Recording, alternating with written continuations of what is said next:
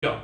So this summer I was working on studying electron polarization at the electron storage ring at Brookhaven National Laboratory, which is basically a project where we're currently designing the electron ion collider, which is going to be a new particle collider that's building off of the current infrastructure of the relativistic heavy ion collider. So basically, we're going to be adding a electron storage ring to the already existing ion and proton storage ring.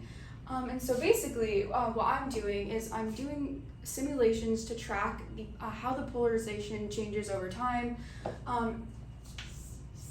And so here we have polarization, and then here we have time.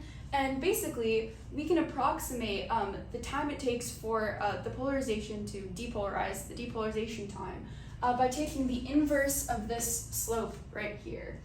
And so what we can do is we can compare the analytical values for this depolarization time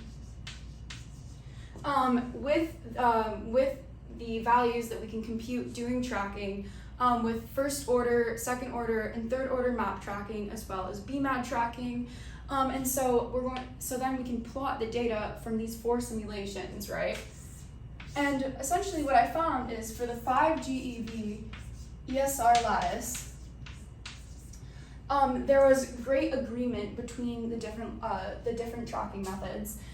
And another interesting thing that I worked on this summer was basically about radiation scaling.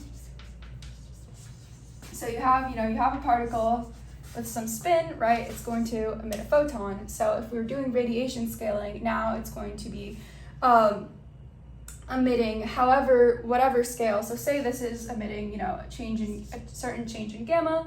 If you do radiation scaling, now you're going to be emitting 2 times that change in gamma.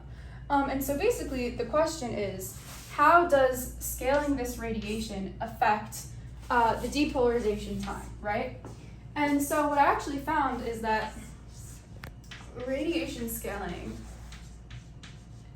increases quadratically with the inverse depolarization time. So I was able to explain this quadratic relationship between the radiation scaling and inverse depolarization time by this equation here by Durbanev et al. From 1979 that shows that there's a quadratic relationship between the change in gamma and the inverse depolarization time. So all in all, this summer I was able to accomplish a lot in this program.